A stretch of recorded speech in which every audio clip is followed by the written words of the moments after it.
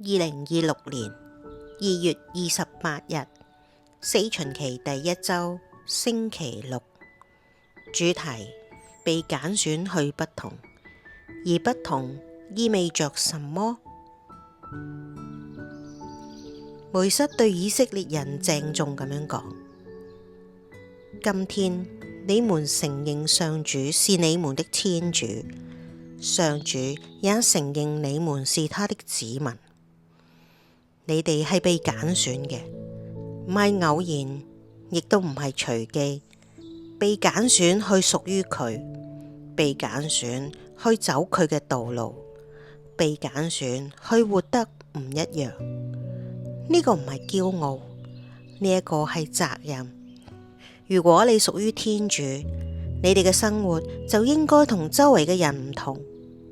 聖詠嘅119篇一開始就講：遵行上主法律的人是有福的。注意呢個動詞遵行，唔係欣賞，唔係討論，而係走出來。所謂法律，唔係冷冰冰嘅條文，嗰一個係同天主同行嘅生活方式。嗰一個故事，從奴隸去到自由，從曠野去到應許，從迷失去到歸屬。進行天主嘅道路，就係記得自己屬於邊一個。然後耶穌開口，而佢將不同講得好清楚。你們聽過說，愛你的近人。接住一句震撼嘅說話：你們當愛你們的仇人，為迫害你們的人祈禱。呢個就係唔同嘅意思，唔係更激烈嘅爭論，唔係更強嘅陣營，唔係更響亮嘅口號，而係愛仇人。愛朋友好自然，維護自己人好自然，以牙還牙亦都好自然。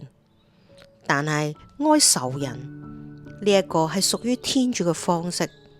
耶穌講：你們的天父使太陽照耀善人，也照耀惡人。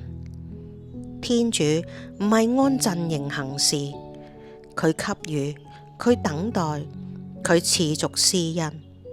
如果我哋係佢嘅子女，我哋亦都應該好似佢咁。呢個先係被揀選嘅樣子。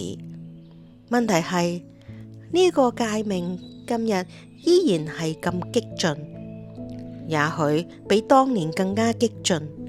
我哋生活喺一個憤怒好容易被放大嘅時代，網絡鼓勵對立，政治利用分裂，衝突迅速升級，甚至基督徒亦都係彼此攻擊。我哋講愛仇人，太理想，太天真，唔現實。但係耶穌佢冇將佢當成詩篇嘅口號，佢將佢當成天主嘅標準。申命記講：你們是被揀選的。聖詠講：遵行他道路的人有福。耶穌講：這就是那條道路。愛超越本能，超越陣營，超越報復，唔係因為仇人配得，而係因為我哋係屬於一位無條件施愛嘅父。真正嘅悲劇唔係呢個教導太激進，而係我哋已經唔再認真考慮佢。我哋談論佢，我哋將佢靈修化，我哋將佢推到去以後。